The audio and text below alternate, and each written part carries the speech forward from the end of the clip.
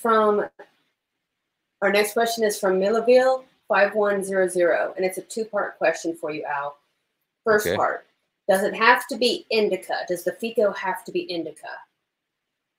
Okay, so that's another great question. So I always say that, you know, it's indica strains that we use over here, and there's a specific reason for that.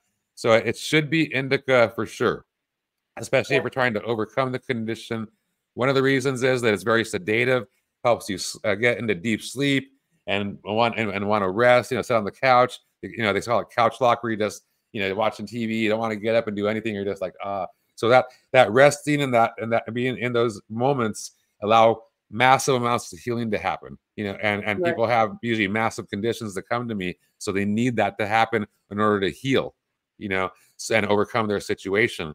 The sativa strains, so there's indica strains, sativa strain. The sativa strains, they help for people that take that. It's more with people that are artists and, you know, and creative and like writers and things like that. So it gets you thinking.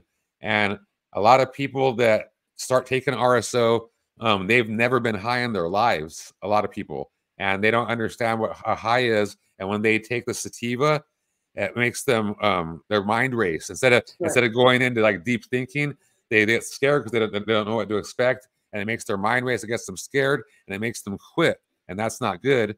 And then also on a more serious end, for people that have conditions like dementia, and for especially the children that have autism, but the children and adults that have autism, it'll make the condition worse. I've seen it, you know, in the early days, because we didn't know, and so we had to test things out on people. And even my girlfriend's mother, she was going through dementia, and she lived with us, and so we experimented, you know, on different things until we found something that worked for her. And one time, I got a batch of RSO from a woman, you know, who cured her brain cancer and helps hundreds of people herself.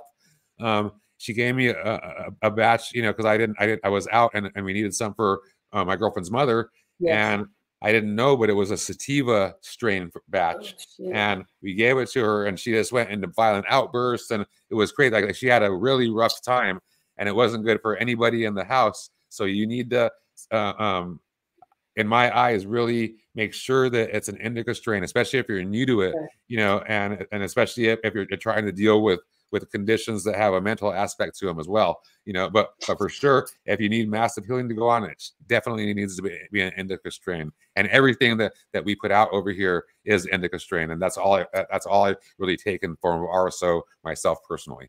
Okay, thank you.